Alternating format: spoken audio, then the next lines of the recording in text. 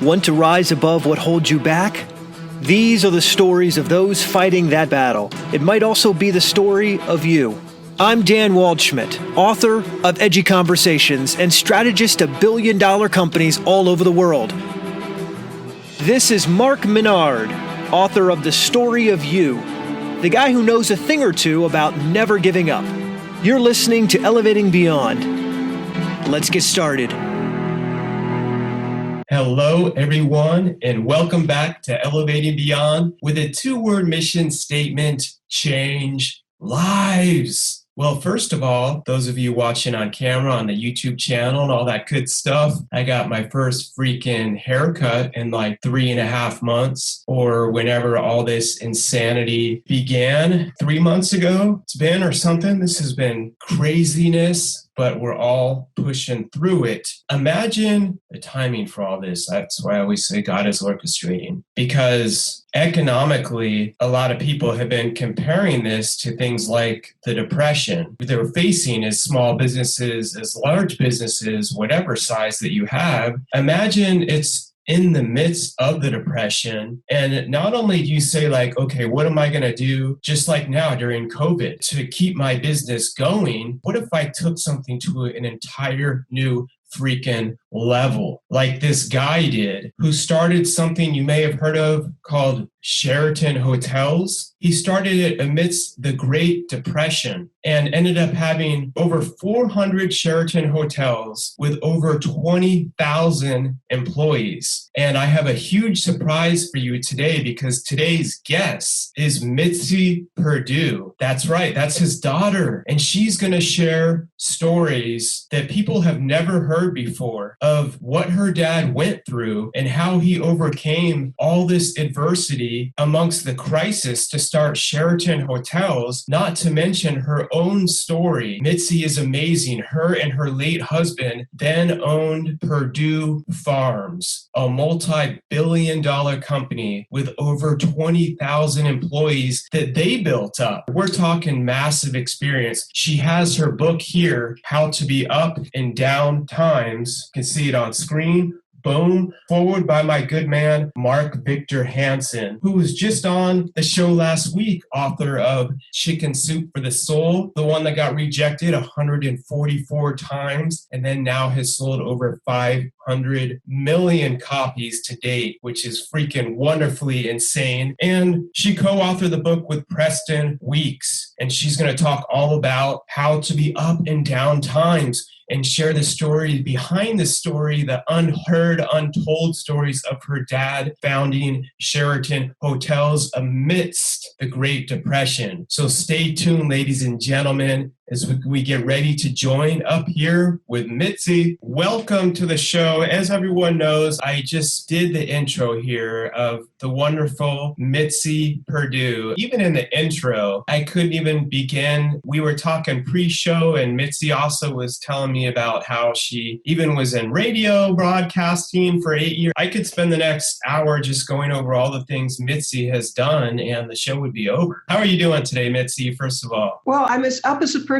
can be. I love visiting with you. I love visiting with your audience. So this is cool. That's awesome. And Mitzi, it looks beautiful where the room you're in, the lighting, everything. Where are you located? Salisbury, Maryland, which is where Perdue Farms headquarters is. Nice. And I was saying this on the intro, if I said it correctly, in addition to your father who founded Sheraton during the Depression, we're going to talk about then your family-owned business, Perdue Farms. Is it still over 20,000 employees? Yeah, and we're celebrating our 100th anniversary this year. I have had so many different business owners on over the years of all levels, and I think you win the award for the longest owned. You know, I remember celebrating the 10-year mark with my company, and I'm like, we hit the 10-year mark, because I read the failure rate is so high. And I don't read all those statistics, because when we're doing our company, we're just in in the trenches doing it. But the first year failure rate wasn't as high as it was between like year 5 and 10. At least that's what a recent article in Forbes had. So I'm like, yes, we passed the 10-year mark. We're at 13 years. Now, when you're hitting a century, that's a whole other level. I'll give you a statistic on that. It comes from my hero friend, Dennis Jaffe, who spends full-time studying what makes a family business last. And he says that the odds of a company lasting 100 years are 1 in 1,000. It's an achievement to get that far, and it doesn't happen by accident. Yeah. On the other hand, since my family of birth began 180 years ago, I'm associated with 2 families who cracked the code, who learned how to do it. I'm so excited to hear about this. And also, I was sharing with everyone too, Mitzi's book, How to Be Up and Down Times, that the foreword was written by Mark Victor Hansen, who, as you all know, was just on the show, author of Chicken Soup for the Soul, that was rejected 144 times, sold over 500 million copies. That's beyond Stephen King's, I think, highest selling novel. I love it. And co-authored by Preston Weeks, which you just informed me too is Mark Victor Hansen's stepson, which is very interesting to me. So there's so much wisdom that I can tell already. Thank you for sending this book in How to Be Up and Down Times. And speaking of down times, Mitzi, I believe it was your dad with your uncle, if it's correct, started Sheraton during the Great Depression, which a lot of people are, this whole thing with COVID, we don't know how long it's going to last, but it's a similar feeling where there's all this fear and anxiety. And some people are just like, I just want to be stagnant. And so then how does someone like your dad and being the daughter, what did you see to where did the idea come from of during like the worst economic downfall? Hey, let's start a hotel, not only a hotel, but then bring it to over 400 with over 20,000 employees. Do you remember? Lots and lots and lots, because when I was a little girl, it was just so clear to me that my dad was different from other dads. Part of the difference was our summer house had a ballroom that held 200 people. As a little girl growing up and looking at how my neighbors lived and how we lived, it was just really clear that Father had accomplished something that made him totally different. So as a child, I was forever asking him how he did it. And one of the stories, and this is going to go right back to the Great Depression. In fact, imagine for a moment that we're back in 1933, and that was pretty much the worst of the Great Depression. At that point, it was really quite similar to right now, because back then there was 25% unemployment, and nobody wanted to have anything to do with real estate. And that meant that hotels were just going bankrupt right and left. And so what enabled my dear father and my uncle to recognize an opportunity when everybody was running away from it? And I would love to share the story of how my father was able to make a success of hotels when everybody else was going bankrupt. And so I invited you to come back to 1933, and it's one of his first hotels. But the story I'm about to tell you, he did it with every hotel that he ever got. And at the time of his death, he owned 400. Well, when he'd take over a hotel, typically it would be teetering on bankruptcy, the kind of thing where you could get property for almost 10 cents in the dollar. And the day that he'd take possession, he would invite everybody, and it could be 400 people, it could even be 800 if it was a large hotel. He'd invite all of the employees to come into the hotel ballroom, and he'd stand up on the stage in front of them. And here's something that he knew. I mean, it's kind of obvious to us, but nevertheless, he told me that he knew it, that everybody in that audience is demoralized. They're afraid that they're going to lose their job, because it's the most normal thing in the world for somebody who takes over something that's failing to clean house, have new blood, maybe take care of your friends and relatives. Father knew that on their minds would be, if I get fired, it's the breadline for me. I won't be able to get another job. Doesn't that sound even a little like now? Well, anyway, to continue the story. So he stands up in front of his audience, and the first words out of his mouth are, "You keep your job. I want you to stay here." And then his next words were, "I want you to stay here because nobody knows this hotel better than you do. Nobody knows your job better than you do. And we're partners in this. My job is to give you the resources and the support to show the world just how good you are. And you're going to see in a matter of months, this hotel's going to turn around. We're going to be the best served, the most popular, the most successful hotel in the whole city. And we're going to be an example to the rest of the city that things can turn around." Well, those were his first words. The next day, the employees got to see that he really meant it, because they would witness, troops, cavalcades of workers coming in who were like electricians, decorators, designers that come in to help refurbish the hotel to bring it back to its former splendor. But all those plumbers, decorators, whoever else, electricians, they didn't come to the areas that the public would see. No, they went to the areas that only the employees would see, like the employee dining rooms, kitchens, lockers, showers. So he intentionally had them go to see, whoa, they're making the stuff we like, they're prioritizing. Exactly. Wow, okay. So I asked Father, why didn't you spend the money just right off on places where you'd help get your money back? And he said, because I wanted to signal to the workers how important they were. And then he told me a phrase that I'm just eager to share with our audience. And that is, people have a compulsion to live up to or down to your expectations. So spending his first money there was a way of communicating to them how important they were. Even that's not quite the end of the story, because I challenged him and I said, okay, I can see spending the first money on areas that only the employees would see, but why did you promise everybody that they could keep their job? And he said that persuasion comes in 3 flavors, and you can get people. He said, I could have stood up in front of 400 people and told them, shape up or you lose your job. That's intimidation. And he says, that's not a good way, because with intimidation, people will behave the way you want, but they're going to do it grudgingly. They're going to do the minimum that they can get by with. So the first flavor is intimidation. The next is bribery. So how does bribery work? He could have stood up there and said, I'm going to give you all a raise if you do a good job. There are bonuses if the hotel succeeds. And he said, the problem with bribery is it's too transactional. People work exactly for what they're going to get rewarded for, but they're not into something bigger. And you have to keep upping the ante. So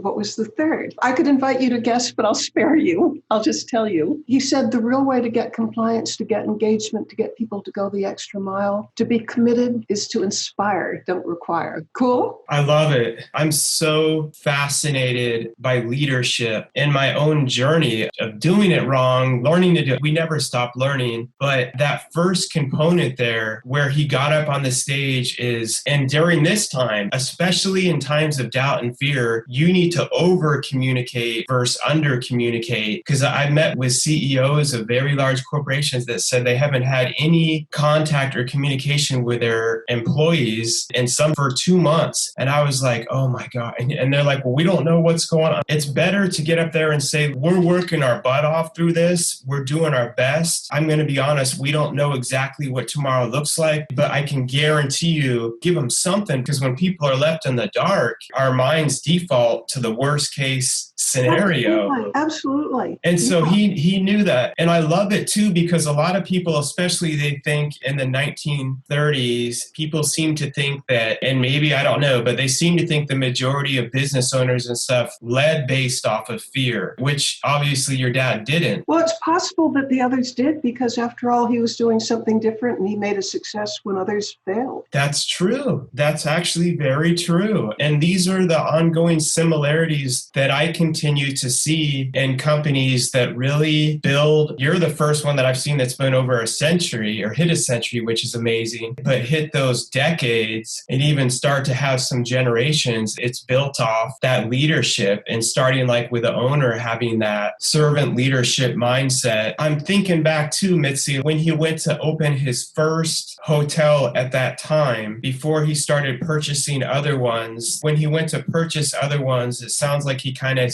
started to have a structure down where he had his subcontracted teams come in and do the work, and maybe they had started branding it as Sheraton and having a certain look or splendor, like you said, that they bring to him. Did he share with you when they were like getting their first one and they were going into that unknown? Yeah, my impression is that he never intended to be in the hotel business, and he didn't subcontract with others. Now, whenever he'd take over a hotel, he would keep the existing employees. The Sheraton hotels, at least during his lifetime, we did sell the company when he passed on in 1967. But during the period of his lifetime, no, we owned the hotels, and the people who worked there worked for him. And one of the things that I'm kind of proud of is that there was like a saying, if you started with my father, you stayed with him for life because you felt loyalty to him. I want to build on something you said a moment ago, which is that he wasn't like our image of the greedy capitalist in the 1930s, that he was into servant leadership. But he came about that from what I take take to be an encouraging story, but maybe almost a shocking one. When he was 26 years old, he was kind of completely at loose ends. He didn't know what he wanted to do. And at that point, and we're talking 1926, he had gotten engaged to my mother. And my mother came to Cambridge, Massachusetts to meet her future in-laws. And grandmother Berta told mother, don't marry Ernest. He can never stick to anything. You're going to end up poor.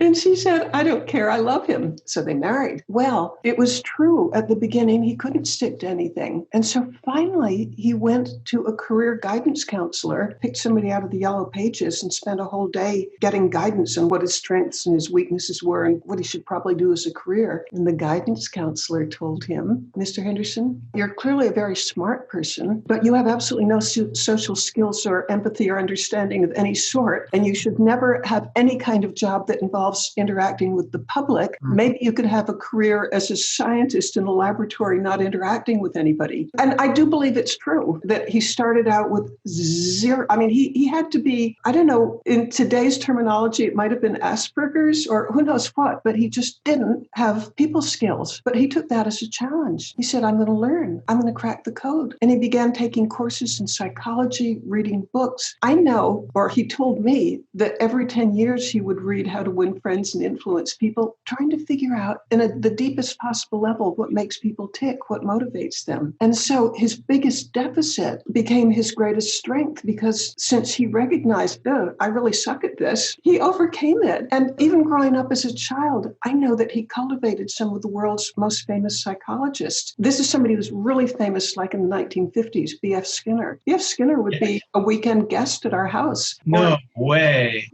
And Oh my gosh.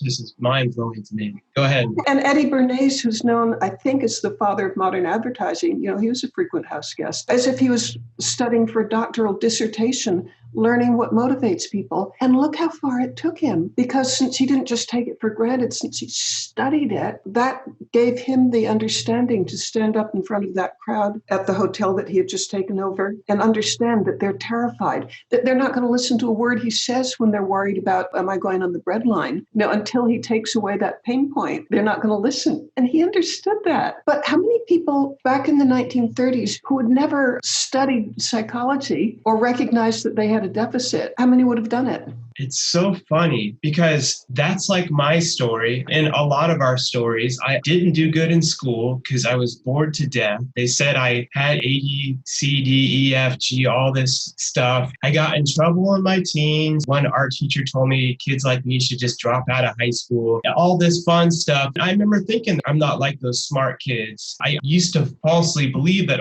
leaders are just born and all this stuff. And as you clearly just said, and as I learned in my own journey, I'm sure you have to, is we're built. And you kept mentioning skill and that power of self-awareness and dropping your ego is such a key. Like your dad is, some people are so self-conscious that they don't want to admit, I don't have a deficit in that area. But those that can be like, man, actually, because I'll speak on stage and stuff. I'm more introverted, I guess, at times. I think it's because a lot of us entrepreneurs, we just observe and sort of see the world differently than a lot of other people. But when I'm up there and I'm passionate, people are like, you're not introverted. A lot of times, if I'm talking to the right person, like someone like you, Mitzi, like I can be going all day long because I'm so fascinated by it. But in a lot of everyday talk is kind of harder for me, and I can be more introverted in some of those type situations. And people don't understand that. Like exactly what your dad did. He started just absorbing himself into all that information. And if you can't get the famous, I studied Skinner in college. Did you really?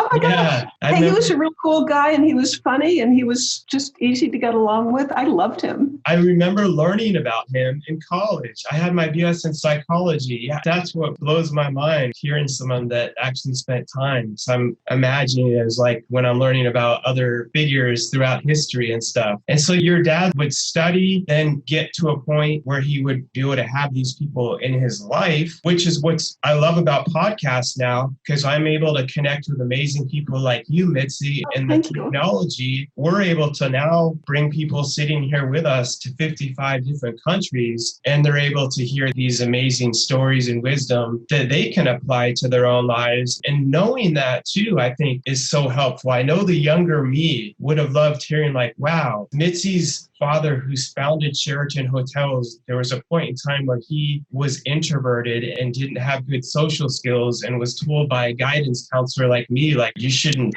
be going after this type of dream and you can't be in this. And he was able to learn that and take that on, like you said, as a challenge, get focused into his leadership skills and build himself up. I don't even have words to describe to build something like the Sheraton. It just blows me away. Well, as I told you, when I was a child, I was forever asking him how you do it. And he said that people skills were just the most important thing and that Sheraton would never have been anything if it weren't for the people who worked with him. So I think I'm sort of developing this thought as we speak, but what if the most important skill there is people skills? And he seems to have recognized that, because if you want people to go the extra mile, to be committed, to use their creativity, to love their job, you got to have some people skills to understand what motivates them. Allow me to a quote that I memorized from my father. He said that a leader's job is to give people a better vision of themselves. Let me tell you how that plays out. I don't tell anybody anything, but let me share how that would play out. Because he would say the hotels became a success because a woman, say, waiting table or making beds, or a guy, I don't know, carrying bags or something, or bartending. They're not just waiting table or bartending or whatever. No, they're part of a team building the most successful, inspirational hotel in the city. And if you have a better vision of yourself, if you're doing more than tending bar or whatever, you're excited to come to work, you're part of a team, you contribute more, there's just more energy. I love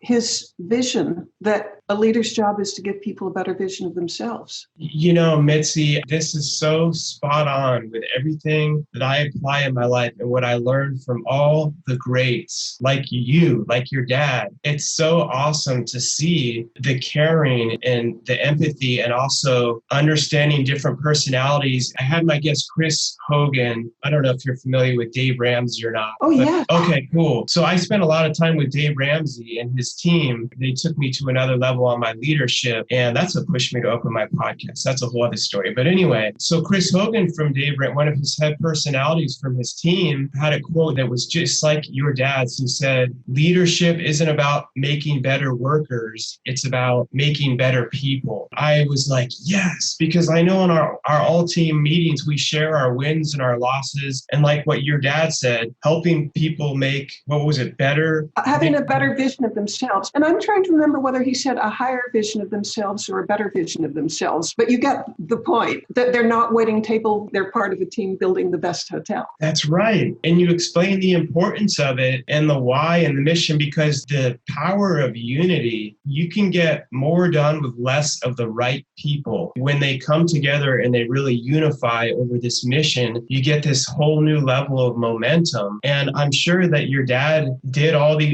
these other things where you could have accountants and CPAs and they would be like, that doesn't financially make sense that you're spending all this money on investing in making the locker room nicer for the employees and fixing their kitchen up when right now you're not having guests and bringing revenue. But your dad was able to see way, way beyond that and be like, no, you don't understand. You can't measure the ROI of that because the unity that is going to build up and the momentum from that is going to be the foundation of what's going to take this whole place to another level. On the ROI of treating employees well, I think I mentioned that he never expected to be in the hotel business, but there was one that was available and the price was right and he couldn't resist it. And so he and my uncle bought it. And he wasn't expecting to continue, but with his attitude of just treasuring and valuing and appreciating the work of the people who were there and making them all feel just really, really, really, really important. The wonderful thing is that in a matter of months, it did become strikingly successful. People would want to go there. I've been told that you walk into any hotel and there's sort of a vibe. Well, during the Great Depression, the vibe was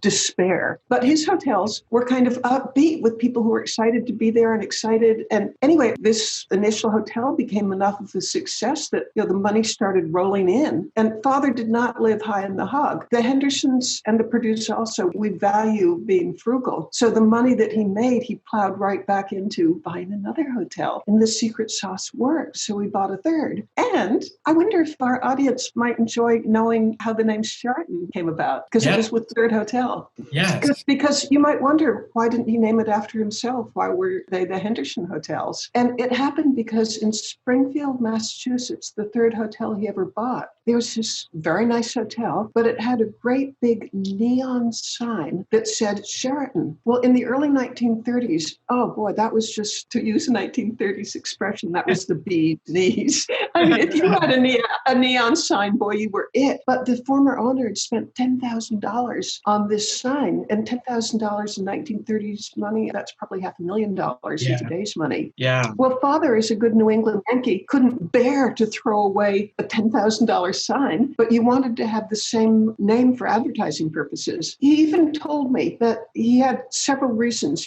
First, you didn't want to throw away a $10,000 sign. But second, he didn't feel the name Henderson was euphonious. It didn't have a nice ring to it. And he thought that Sheraton did. And third, he was a little concerned what would happen to the kids if our name was on the hotels. Oh. But I loved it that he was self-deprecating enough to realize that Henderson is not euphonious the way Sheraton is. I mean, to me, that just showed a kind of not being ego-driven that I admire no end. Everything about that story behind the story that I've never heard. It's just so cool to hear those things, because people sometimes get too obsessed in having a perfect business plan and they never start because they think that everyone that did it had it. And it's kind of like, how did you come up with the name Sheraton? Well, the sign was really expensive that was already up. And I thought about it, and hey, that name fit really well, actually. And it had what was the word you used? It wasn't splendor. It was euphonious, which means it sounds good to the ear. It's got a nice ring to it. I love that word, euphonious. That's a new one I'm going to have to add to my vocabulary. Okay, I never would have known the word except I heard him use it. So, of course, Daddy, what does euphonious mean? It perfectly describes it. That's such a great story. And so then that's how the name came about. And at what point in time, so then you mentioned being frugal and pouring back into the business, which I think is a good thing for people to learn through these times and stuff now too. So did he build up, and did you also, for your company, from what I read from Perdue Farms, if this is correct, it's something like $6 billion a year company. Is that correct? That's correct. To take financial advice from you running and owning that company, do you guys have a certain amount? I know when I work with Dave Ramsey and stuff, the first goal was to get 6 months in savings of, first of all, to meet of all payroll and savings. Then the next goal they had was to get like 6 months in savings, actually of all gross expenses, to be able to really weather these storms. I'm just curious as to if you guys had anything like that. I'm sure it's at a whole other level when you're getting into the billions versus the multi-millions. Well, the family ethic from forever has been to be frugal. Even Frank Perdue, he was in the Fortune 400. I guess it's the Forbes 400 for being wealthy. This was a man who had plenty, but up until in his 80s, when it was medically necessary, we went economy class. In all the cities, we traveled a huge amount because in a good year, we could sell in up to 100 different countries. This is not a good year, but at its height, we would be traveling to meet the different buyers. And that means we'd travel in the major capitals of the world. But somebody as successful as Frank Perdue could easily have driven around in a chauffeur-driven limousine. Nope, we went by subway. I know subways in, let's see, that's a wrong word. It's not that I know them, but at least I have used comfortably and enjoyably the subways in Moscow, Tokyo, Beijing, just all over the world. We went by subway. And I admired Frank endlessly for that. In fact, I would like to make a bet that there are few people who aren't New Yorkers who know this New York subway system as well as Frank did. He didn't slather money on things that didn't matter. I'm always about, if there's something that you're in love with and you really enjoy it, that's great to enjoy some of the fruits of your hard work and of your labor. But when people are just trying to get with social media and stuff, I don't know if you have seen it as much, but on things such as Instagram, it'll make me laugh. Well, people, they'll have stacks of cash sitting on their bed or something with gold diamond net and take pictures of it and put like hashtag entrepreneur buy my course to make in 30 days to be a blah, blah. And I'm just thinking, no one that has money does that, would do that. Never, never, never, never, never. But each family's got its own culture, and ours is that we value being frugal. I mean, like right now, I could certainly afford to fly first class wherever I go. I have visited China for like 12 times. I always go economy. Well, partly because, all right, two confessions. It seems to me that it would be so easy for me, Mitzi Perdue, to live in a total bubble because I'm a Sheraton heiress and I'm Frank Perdue's widow. It seems to me that one of the ways of trying to escape living in a bubble and getting to meet people that I wouldn't come across in a bubble, that's going to happen on subways, it's going to happen on buses, it's going to happen on economy class flights. I love it and treasure it, and I wouldn't have it any other way. The only reason when I travel, if I'm doing a lot of events, I'll do first class is because my legs are so long. It's needing the leg space for me half the time. And I'm able to sometimes rest and get more done and be prepped for where I am. So there's a reason in your case. In my case, I'm 5'6". It makes absolutely no difference other than there's a whole lot more calories in first class,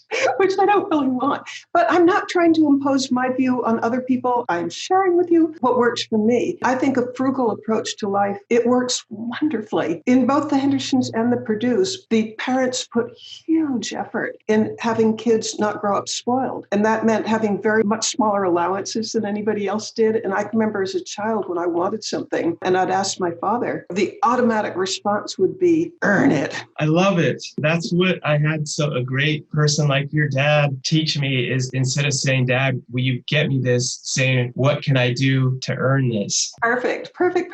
Because a spoiled child is going to be unhappy and he or she's going to make the parents miserable. I think it's a really good investment to take advantage of. Somebody once told me that the most powerful word in the English language as far as a parent is the word no. With my own kids, I had no problem saying no, and my parents sure had no problem saying no. And if my kids would ask, but the neighbors are doing so and so, and I'd say, we're not the neighbors. We love you enough to say no. That's right. Mitzi, it's amazing to me because I've seen on both ends, I'm sure you have too, on both ends of it too, where some people have been so successful and they came from nothing. Even with good intentions, they wanted to just give their kids a life they never have, so they overspoiled them. But then they realized, oh gosh, I gave my kids everything except what it took to make me successful, which is the grit and the determination and the character and the work ethic. I didn't teach them those real values. Then when they're gone, in a lot of cases, like here in Ohio, there was that $1 billion company that made the baskets. I don't know if you remember what was it, Long and Meyer? Yeah. What happened to them? It went bankrupt. No. Now. Oh dear. Yeah, I don't know how many generations down it was. And I don't personally know the sons that ended up running it. I can only say from what I heard from someone I know who did some consulting and some things like the news. But from what I read, they kind of took it over and it was just sort of handed to them too easily. And they had everything given to them a lot of their lives, except they weren't taught like what you were taught to really have that vision and that passion. They ended up this company, and it had been around for, I think it was close to 100 years also. Even the building itself was $1 billion building. It was a giant basket, and they bankrupted it because it was like the parents gave them everything except what it takes to be successful and those leadership skills and everything that you learned when you were mad, like, well, my neighbors had it. And I'm sure there's times all of us parents give in at times, but overall, your dad taught you those skills and those principles and those values, which you then passed on to your kids. And would you say that has been a huge key in the shared values that you had with your husband, with Perdue Farms? Did his parents raise him that same way? One of the things that just most amazed me when I married Frank Perdue, that there was no adjustment period because the values were so similar. In both cases, huge emphasis on family, on giving back, on integrity. Frank did something that I just treasure. He created something called an ethical will. I mentioned that, by the way, in the book that I hope we discuss at some point, How to Be Up and Down Times. Here's a couple of pages from it. When Frank was in his 80s, he knew that those who came after him, children, grandchildren, great-grandchildren, they were going to inherit a lot of material wealth, but he wanted to make sure that they were happy as well as well off. And his view was happiness comes from following your highest values. If you're honest, people people will respect you. If you have integrity, you're probably going to get the good jobs. You'll have good friends that last a lifetime. He created an ethical will. In Frank's case, it was 10 values that he wanted those who came after him to embrace. We spent 3 or 4 days figuring this out. And Frank, he was in his 80s and his vision wasn't perfect, so he wasn't going to type. We'd discuss it and I'd take notes, type it up. And we went over every word of this ethical will probably 5 times. It was what he left his children and grandchildren, great-grandchildren, and so on, of what he felt it took to make a happy life. I'll share one of them, which I just think is just the essence of all wisdom. I'm being hyperbole, but I do take what I'm about to say as being just incredibly insightful and wise. If you want to be happy, think what you can do for somebody else. If you want to be miserable, think what's owed to you. Over and over again in my own life, if I'm miserable, I'm thinking,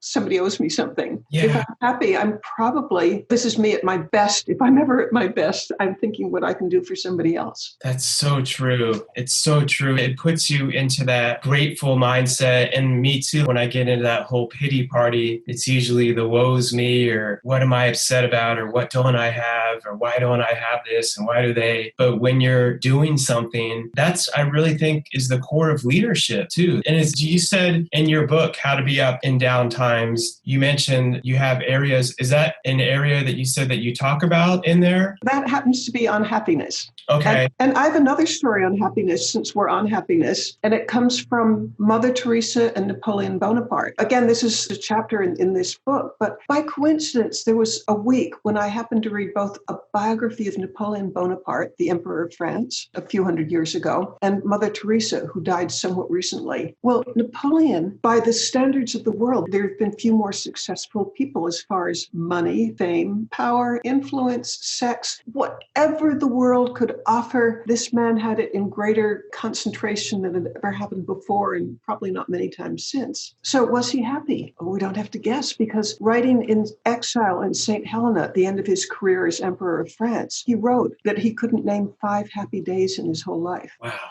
The wealth, the power, the fame, it didn't make him happy. All right. Mother Teresa, the contrast. She had a vow of poverty and humility. That meant that the possessions that she owned were 3 cotton saris and the sandals on her feet. That was the extent of her possessions. And she writes at the end of her life, my life has been a feast of unending joy. Which is going to make you happy, being a giving person or a taking person? And with that too, Mitzi, I'm sure you talk about it too, but I think so much that is tied to the giving and into what becomes your purpose. Because I think people confuse passion a lot of times with thinking, I'm just going to feel passionate and excited about this every day. I'm going to have the money and the wealth. But that's not what passion is. It's really when you're going through hell that you have a purpose that pushes you through it. Someone who I love that I study a lot is Winston Churchill. And when you said subway, it made me think of him. The subway scene. I love during the war, he was trying to figure out what to do. As Nazi Germany, they were about to form an alliance. And the king, or was it the king, I believe? Oh, there's a great movie I watched on it. But we watched the same one, and I'm pretty sure it was the king. Yeah. A lot of people were making decisions based on fear. And he was like a lot of us, people would say an outcast,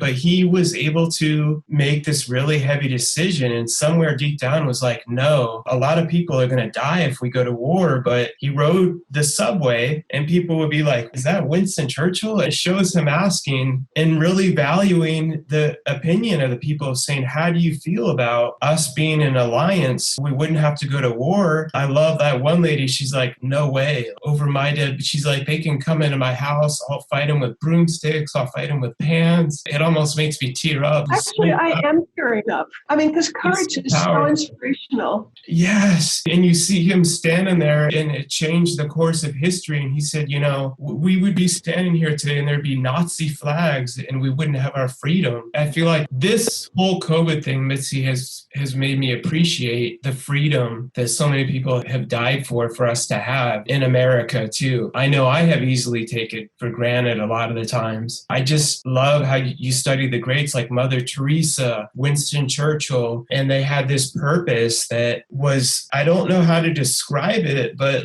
the common things like you of getting on the subway and dropping the ego and being humble enough to value people's opinions enough to say, I don't know exactly exactly what to do. And I want to get advice from everyone to be able to make the best possible decision. They changed the course of history. I know I'm going all over, but I had a quick question with you. When you're on flying economy and you're just talking to people, has the discussion ever come up when they're like, well, what do you do? And well, I'm the wife of Frank Perdue. And have you heard of Perdue Farms? Has anyone ever been like, what, you own that? And then they see you sitting in economy with them. Has anything like that ever How come about up? all the time? I don't tell them, but sometimes what do you do? And maybe I've got a book that I've written or something, and it will say that I'm Mrs. Frank Perdue. I don't keep it a secret because I kind of enjoy being, I want them to be real. I'll do my best to be real. Yeah, it's kind of fun because, I don't know, I'm a big believer that you shouldn't be too full of ego, but guess what? I'm guilty and do as I say, not as I do, because I really enjoy interacting with somebody who wants to know about my life. And if I pretended to be just somebody else, I wouldn't get that little spark of joy of the real me is connecting with the real you. I wouldn't say that's ego. You were saying before, I would say that's more being authentic. I love people that are curious. I know if I was with you on an airplane flight, I would be so upset if I found out the flight ended and I didn't know who you were, because I wouldn't look at it as, oh, she's trying to act. I would be so excited because I'm like, okay, if Mitzi's willing to stay awake, I'm going to ask her so many questions because I'm so fascinated by the life she's lived and what she's accomplished and the wisdom that someone like you would have. I wouldn't look at it at all as an ego type thing. I think of it, it's more of you get excited and you're passionate about what you've done and what you do, and you're happy to talk about it, be authentic and share it with people. Well, first of all, absolutely every word you say I agree with, but I want to add another sentence to it, which is if I'm in an airplane and I'm talking with somebody, let's assume they have figured out I'm Frank Perdue's widow and they're surprised that I'm flying economy. The sentence that I would add to it is I have an aspiration, which is to copy something that I witnessed Frank Perdue do his whole life, which is in a conversation, he would talk 10% and ask questions and listen 90%. So, what I aspire to and probably fail at right and left is I would like to listen more than I talk. It's funny you say that. Some shows I do with guests, sometimes it's just me rambling on. I interrupt all the time and I'm not trying to be rude. It's really genuinely I get excited and I'm like, oh, I got to jump in. I'll listen to them back on them. Sometimes I am like, oh my gosh, I cut that person off 50 times. People that listen and know me know that's just Mark and he's excited. Even when you're talking, believe it or not, I'm definitely not at the 10%, 90%. I'll try to be like, okay, don't let it finish, because something like boils up and and I'm excited and I want to ask and talk. Well, I will tell you very frankly, the other side of that. I'm thinking as I'm talking, oh no, I'm monologuing. Shut up, Mitzi, cut this off. I love it. I think that's a great thing for people to know too, that voice in our head that we have to that I battle with to ignore it half the time when it's just telling you, you're doing this, and it's just like, shut up. And when you just get in the moment and be really you, because I always share that with people too, it never completely goes away. It's not like you just get to a point where you're just fearless and it'll tell me, you're not good enough to speak. You push through it and you do it anyway. Go into your book, How to Be Up and Down Times, and there couldn't be a better time for this. Can you share maybe one of the times that you were the most down, whether it was personally or in business, like a big part of adversity that you went through, and one of the keys of how you battled through that, whether it was internal fear or external circumstances, whatever it may be? There was a time, I'm a Harvard graduate, and I came from a successful family. So in theory, I should have been doing great things. But up to age, I guess, 35, I never really done much. I had invested in agricultural land in California, and that was going well. But you could be a rice farmer and not interact with a whole lot of people. So somewhere around age maybe 35, I started thinking, I would love a career in television. I would like a career as a writer, but I've never even tried. And I started thinking, and this was a pretty depressing thought, and I started thinking, why have I not used the skills, the education, the background that I have? And I realized I was afraid of failure. And so I decided that I would redefine failure. Failure was wasn't that you don't achieve your immediate goal. It was that you didn't try with all your heart and soul. And if you got turned down, if you failed the audition, if you got the rejection slip, that's paying your dues. That isn't real failure. And that in the course of trying, you've probably taken courses, in my case, public speaking courses right and left, and writing courses. In the process of trying, even if you get that failed audition or the rejection letter, you're farther along the road to success because you've met people, you've taken courses, you've developed skills. You push through it and you do it anyway. Go into your book, How to Be Up and Down Times, and there couldn't be a better time for this. Can you share maybe one of the times that you were the most down, whether it was personally or in business? Like a big part of adversity that you went through, and one of the keys of how you battled through that, whether it was internal fear or external circumstances, whatever it may be? There was a time, I'm a Harvard graduate, and I came from a successful family. So in theory, I should have been doing great things. But up to age, I guess, 35, I never really done much. I had invested in agricultural land in California, and that was going well. But you could be a rice farmer and not interact with a whole lot of people. So somewhere around age maybe 35, I started thinking, I would love a career in television. I would like a career as a writer, but I've never even tried. And I started thinking, and this was a pretty depressing thought, and I started thinking, why have I not used the skills, the education, the background that I have? And I realized I was afraid of failure. And so I decided that I would redefine failure. Failure wasn't that you don't achieve your immediate goal. It was that you didn't try with all your heart and soul. And if you got turned down, if you failed the audition, if you got the rejection slip, that's paying your dues. That isn't real failure. And that in the course of trying, you've probably taken courses, in my case, public speaking courses right and left, and writing courses. In the process of trying, even if you get that failed audition or the rejection letter, you're farther along the road to success because you've met people, you've taken courses, you've developed skills, and you're more likely, each failure is a step on the ladder towards success. And that helped me no end. And when the year that I came to that conclusion that I would redefine failure, began sending out things that I had written, rejection slips, sure. But eventually there was kind of a breakthrough. I wrote an article for an in-flight magazine and it became really popular. It was reproduced in like 200 newspapers. That's awesome. Wow. After all these rejection slips, oh my gosh, here it comes big. And that led to being syndicated. And so for a good bit of my life, I was the most widely syndicated environmental writer in the country, 420 newspapers. But if I hadn't gotten over the fear of rejection slips, this wouldn't have happened. And the same thing with television. My show was syndicated to 76 stations out of the CBS affiliate in Sacramento. To get that job, I took the Dale Carnegie salesmanship course, the Dale Carnegie management course, the Dale Carnegie public speaking course. I did so much to get sort of farther along the competencies and the talent stack that it would take to get there. And it happened. But it didn't drop in my lap and I had to overcome fear of failure. Oh, and there was one other thing. I also had a terrible lisp. And a lisp, by the way, isn't just, it's not just something you hear, but when it's bad enough, you see it. Your tongue is in the wrong place. And that meant no possibility of, or at least a really diminished possibility of a TV career. So I went to a speech therapist. And at this point, I think I'm 37.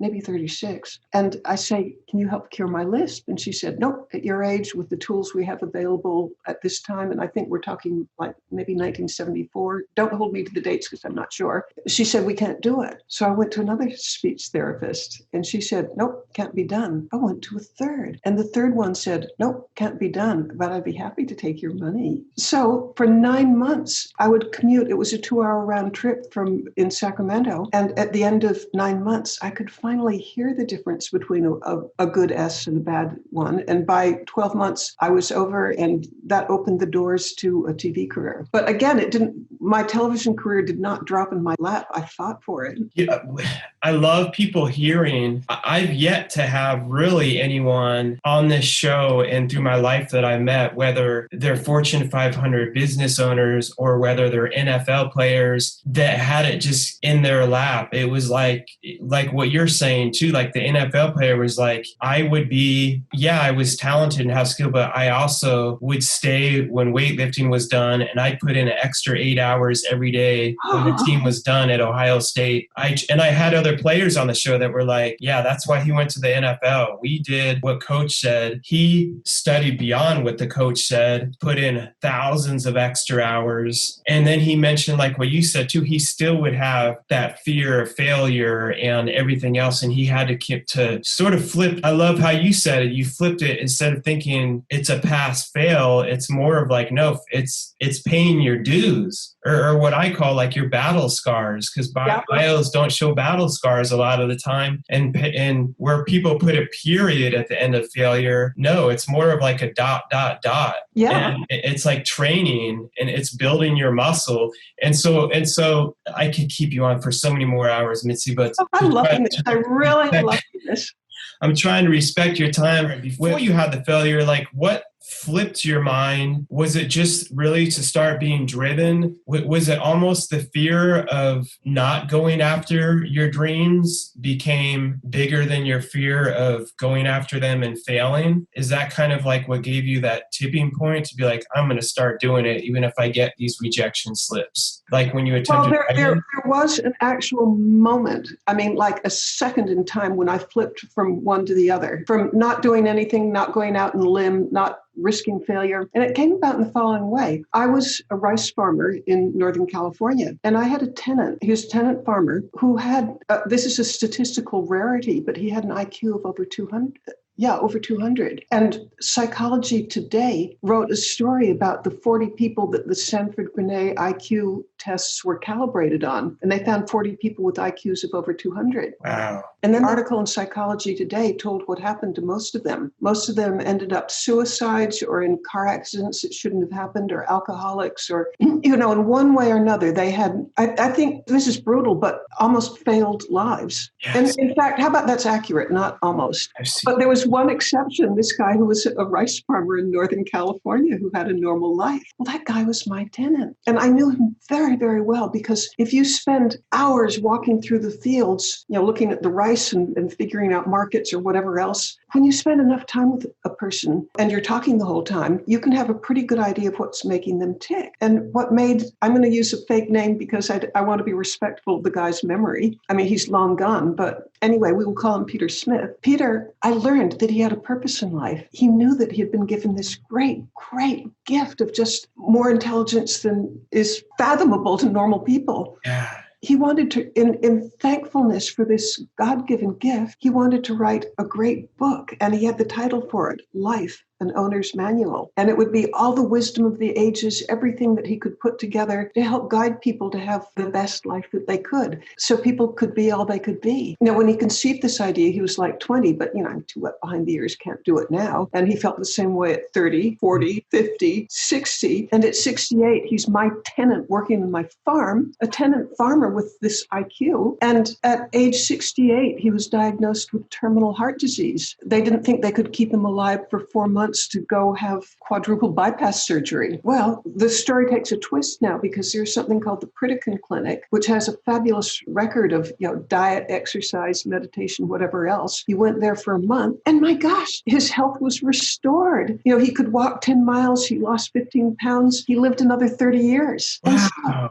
Yeah, I mean, so I'm a big fan of the Pritikin Clinic. I don't know if it's still around, but Peter Smith had his life completely, a U-turn courtesy of this Pritikin Clinic. And so when he told me that, he had his energy back and his ambition back, and I told him, Peter, this is the most wonderful news I've ever heard. Write your book. Yes. And he said, yes, I just have to do a little bit more research and I'll be ready. And that told me, I knew him well enough to know why he wasn't going to plunge in and do it right now. He wasn't going to do it right now because I knew him well enough, so take my word for this. He was afraid that he'd write this book and it wouldn't be as good as he hoped for. And I thought, he's done the one thing guaranteed to produce failure, and that's not to try. And from this moment on, I don't care about the rejection slips. I don't care if I fall on my face when I try something. I don't care, because any one of these setbacks is a badge of honor. When we were live here in the studio, talking a lot on what you were famous comedian Damon Williams on, and he was saying how people told him, you know, you want to be a comedian? You're not even funny. And but it was funny because in the middle of it, my wife was out of town and I was doing a show with them, and it was on a Saturday. I don't normally do shows on Saturdays, and she was trying to call me about something that was going on, and I wasn't supposed to be in a show, and I was like, I'm so sorry to interrupt. This is so unprofessional, but if I don't pick this up, my wife's going to be really pissed off at me. And I answered it like live on the air, and I'm talking to my wife, and I ended up just leaving it in there. And it's funny because you can hear him talking, and he's still talking to the camera, like as I'm on the phone kind of in the corner, and he's like, every married man knows that if he didn't pick that phone up, there'd be hell to pay. He's like, he's here alone at the house. His wife's gone. He's not supposed to be doing a show today. It was so funny. It was like he took it on and almost made a little comedy bit out of it. And I'm like, I'm leaving that in there. So, but don't you think people like you for being real rather than being perfect? Yes, absolutely, Mitzi. And it helps me to hear all my guests and stuff. And that's what inspires everyone. That's, you know, it goes back to that really profound story that you just shared with us, that true story of, and I say this a lot, sometimes you can be too smart for your own good. And it's like one of the key components I teach my team members and stuff. I've had people apply that had more degrees than a thermometer, a quadruple MBA, and they're showing me all these charts. And I'm like, I love it. That's great. Are you willing to learn how we do it our way? Because I built this from the ground up, and I love you to death. I know you can teach me a lot, but no one knows it more than me, how we started it and how our coach. So you have to be willing to learn, although you bring all these great things to the table. And they couldn't see past, oh no, like how you could know more than me. I have all these charts and it was, and so what's amazing is the person that's in that position now, my highest up leader doesn't have, and I went to college, I'm not against that. She only had her high school diploma, but she came on and started working direct care with our individuals, was the hardest worker, was so willing to grow. I took her under my wing, developed her over the years. Now she is the head admin. I actually am grooming her for the possibilities as CEO in the future, because she has had this hungerness and this willingness to grow and has been challenged in every area and is doing better than that person that had 15 MBAs and all that stuff, because that willingness to, sometimes when you're too smart, like maybe it's the ego or maybe it's really they're so used to like having it all and getting straight A's that they're over preparing in their head that if I have a book out, it has to be perfect. But as you and I know when the first copy of my last book went out, even after all the edits and stuff, there's still type people saying, hey, it's like 1 out of every 1,000 people. It's like, hey, on page 15, there's a typo. Most other people don't notice. And I'm like, yeah, you know, I fixed it twice and the publisher keeps charging all this money. I'm like, screw it. Like on page 14, I don't care. It's a best look. It says bestseller. Yes. Okay, I have a motto that guides my life, which is done is better than perfect. Yes. That's so true. If you wait, I believe in God, and I don't preach down people's throats, but I'm just, even so many principles in there. It says if you wait for perfect conditions, you'll never get anything accomplished. And sometimes, Mitzi, I'm on the other side where I'll do it way too quick. I'll be like, let's do this, let's, chase the shiny object. And then and that's the greatness of a team, is you can have some of those people that are like, wait, Mark, if you're building a bridge, let's make sure that you actually are using the right pieces. So if someone drives over it, it's not going to collapse. I'm like, oh yeah, I forgot to look into I don't build bridges, I'm using that as an analogy, but you know what I mean? So we help balance each other out by having an amazing team and stuff around us. But Mitzi, I could take your whole day up. You're such a fascinating. Oh, thank you so much. Yes. This has been an honor, and we have been booked up for guests. We're blessed to have so many amazing people out there writing us each week to be on the show. It was after interviewing Mark and his lovely wife, Crystal, and he's in the middle of the show, like we're just talking like we were now. And all of a sudden he's like, and it was funny, he just went off, he's like, Mitzi. And I'm like, what are we talking? He's like, and I left it in the episode and everything. He's like, I'm just thinking from talking to you and stuff, Mark, I'm going to get you in touch with her. She would be so great for your show. I could see you guys having a great conversation. And because of the authenticity, like you said, that Mark and his wife, Crystal, had, because gosh, we had a great conversation. And they were so open about we talked about the whole COVID thing, and it wasn't just all scripted. I mean, we talked about everything. And through that interview and the trust that was built from that, immediately when he recommended you, I was like, without a doubt, I will make a spot for Mitzi. I know Jessica wrote you, my awesome assistant. Thank you, Jessica. You're amazing. Thank you, Jessica.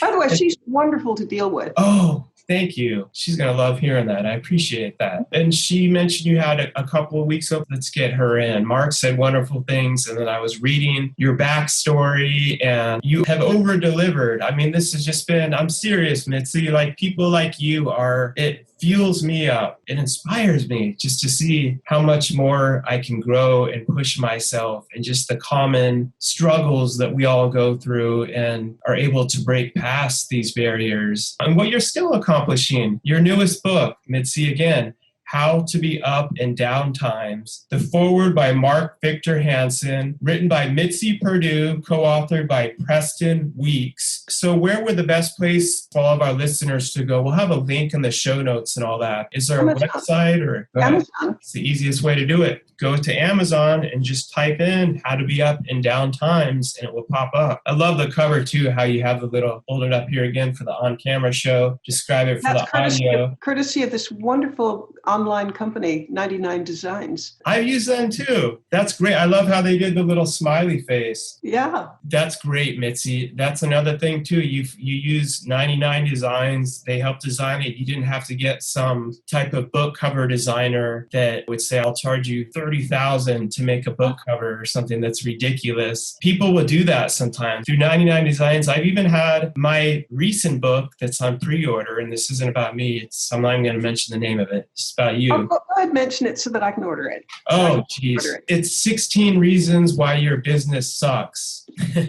Frank Perdue used to say, tell me what's wrong, not what's right, because I can do something about what's wrong. I love your approach.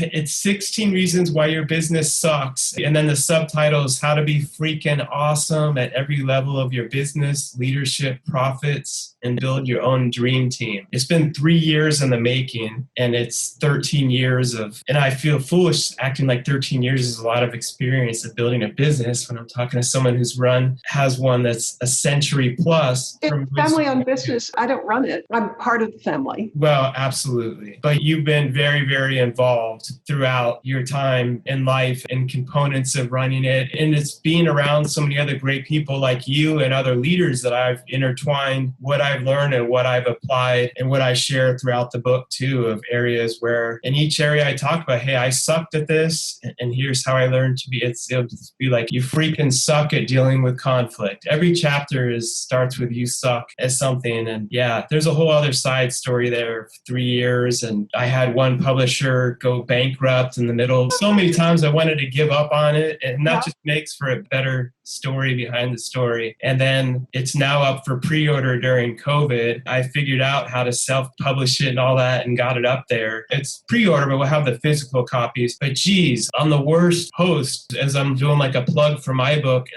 Oh, no, but I asked 10 you. minutes of the show. Remember, I asked you, I said, when is it going to come out and what's its name? So you were being responsive. That you're a good host.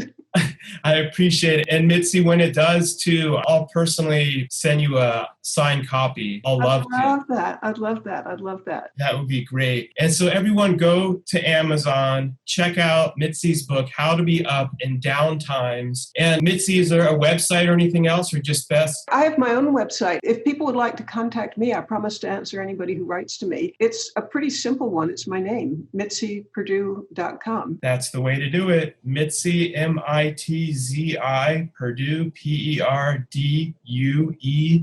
Perdue.com. how to be up and down times. Mitzi, it's been an honor. I normally do a couple takeaways at the end of each show, but that would be a whole other hour because Mitzi went over so many between her and her amazing late husband, Frank, and her family and her father. There's so much to take away. I think at the core of it, I just kept seeing the true leadership and success is much more about your purpose. And it's really about serving others and not just selfishly serving yourself. And really another gigantic takeaway was what Mitzi said, sharing that story of the wonderful man with an IQ of 200 that just you can have everything and you're waiting for these perfect conditions. And the biggest failure is to not go after what's really your dream and your purpose and to truly go after it. Like you said, Mitzi, to fail is paying your dues. I love that. The game doesn't end there. It's part of paying your dues to really get to that next level. So thank you so much, Mitzi. It's been an honor, and everyone listening, you're going to push through this, get Mitzi's book, and never settle, never give up, keep elevating beyond.